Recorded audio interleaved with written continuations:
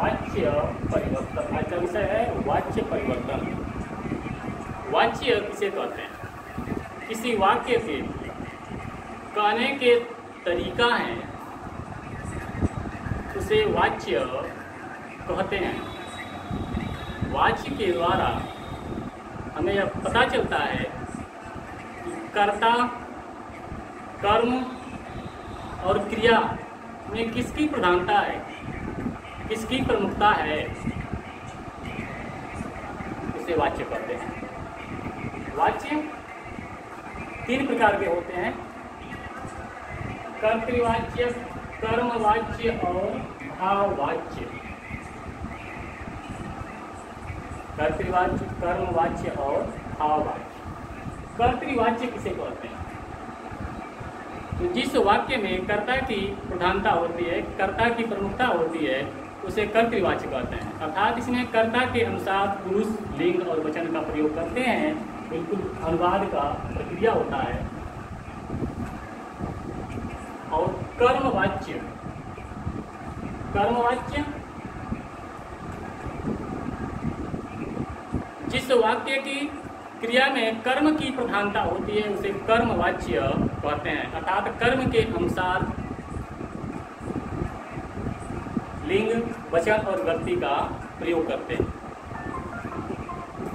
और भाववाच्य में भाव के आधार पर क्रिया, वचन और व्यक्ति का प्रयोग करते हैं। तो कर्तृवाच्य के दो भेद होते हैं, एक सकर्मक और एक अकर्मक। कर्मवाच्य होता है, सकर्मक होता है। और भाववाच्य जो होता है यह अकर्मक होता है, इसमें कर्म नहीं होता है। तो कर्तृवाच्य जो है सकर्मक होता है। कर्तृवाच्य जो है सकर्मक और कर्मक दोनों होते हैं। सकर्मक किसे कहते हैं? कर्म के साथ जिस वाक्य में कर्म होता है उसे सकर्मक कहते हैं। जैसे श्याम पुस्तकम पठति। श्याम अकेले है, क्या है? कर्ता है। पुस्तक क्या है? कर्म है। पठति क्या है? तो ये क्रिया हो गई। कर्ता, कर्म।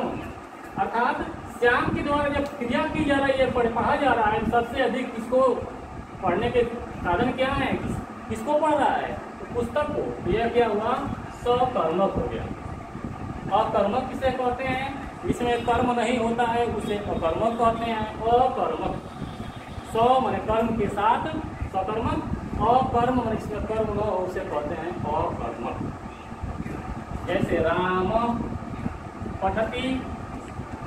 राम पढ़ता है, लेकिन बीच में कर्म कोई नहीं है, क्या पढ़ता है पता नहीं है। तो ये हुआ सकर्मक और ये हुआ अकर्मक। अब कर्मवाच्य के, कर्मवाच्य क्या है? सकर्मक होते हैं।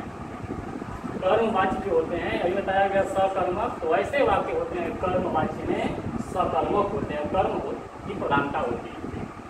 कर्मवाच्य के लिए नियम क्या होता है? तो कर्ता को सबसे पहले क्या करते हैं? तो कर्तृवाच्य में तो कर्ता प्रथमा में होता है, लेकिन कर्मवाच्य में क्या करते हैं? इसको तो तृतीया में बदलते हैं। कर्ता को, कर्म को किसमें बदलते हैं? तृतीया में। और इसमें है कर्तृवाच्य में किसमें है?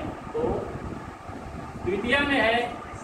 इसमें किसमें बदलते हैं? तो इसमें प्रथमा में बदलते हैं। यह है प्रथमा में।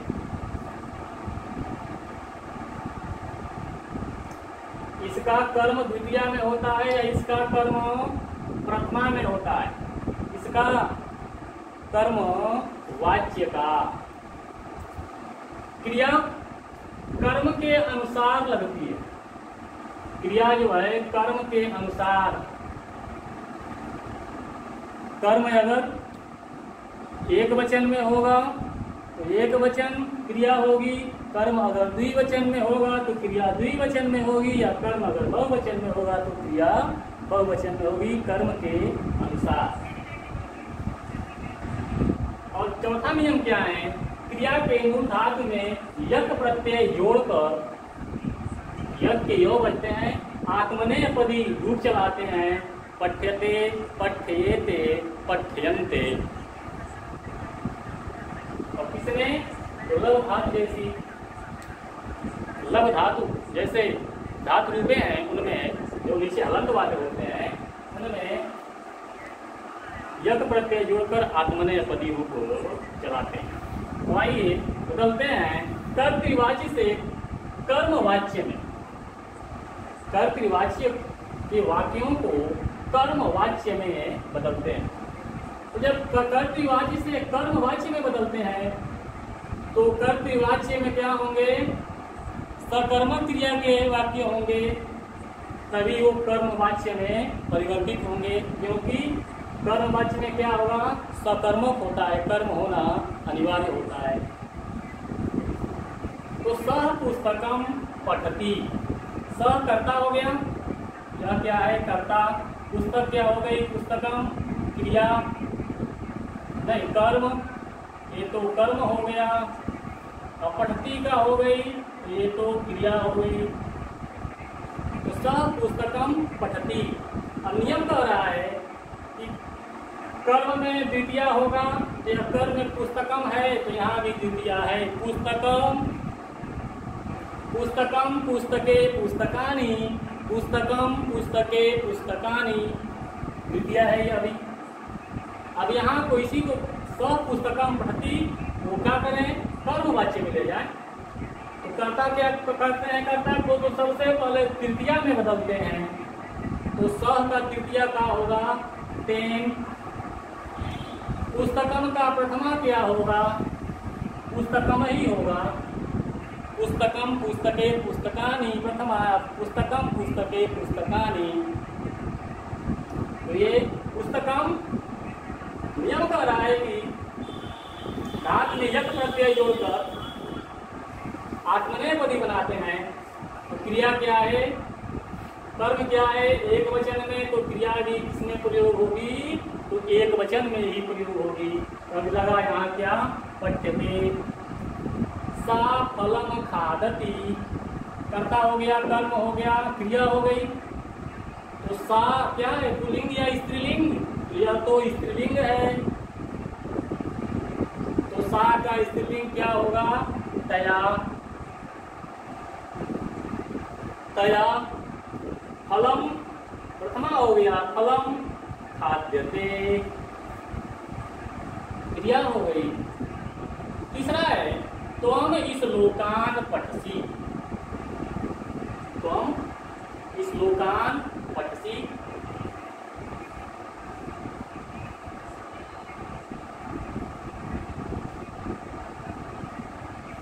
त्वम मध्यम पुरुष की कर्ता हो गया, इस लोकान पठसी।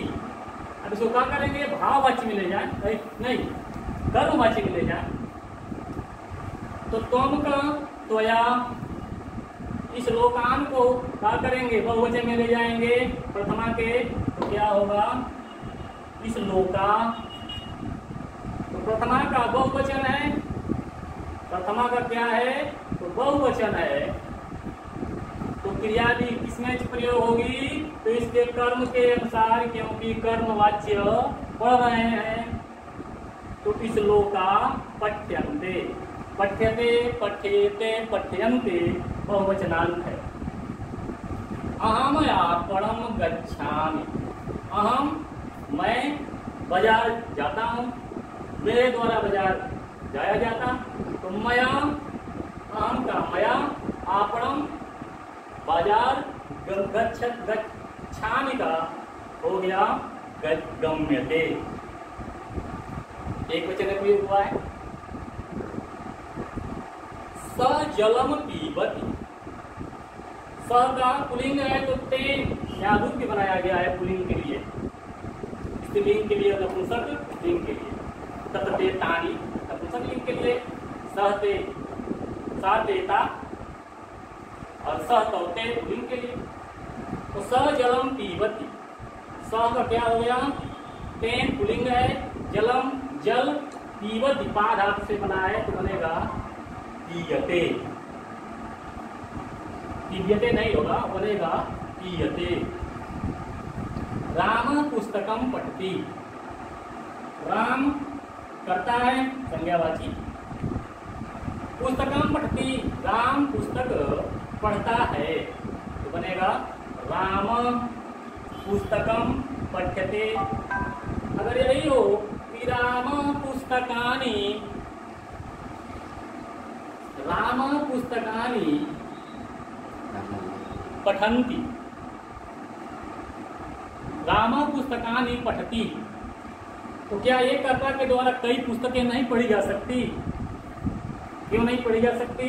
क्योंकि जब बच्चे पढ़ते हैं तो एक ही बालक होता है, कई प्रकार की पुस्तकें पढ़ता है, तो राम पुस्तकानि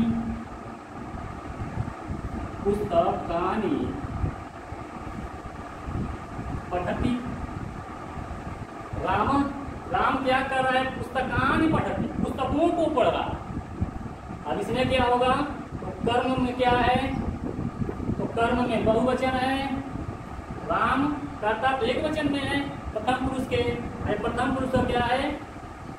तो पुस्तकम पुस्तके पुस्तकानि, तो बहुवचन हो गया कर्म में। और ये पठति कर्ता के अनुसार क्रिया का प्रयोग किया गया है।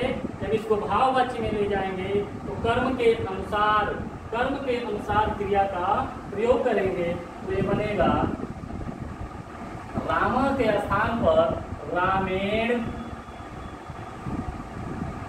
पुस्तकानि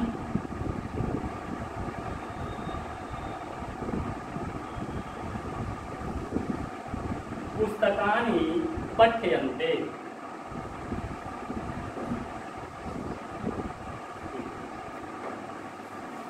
रामेण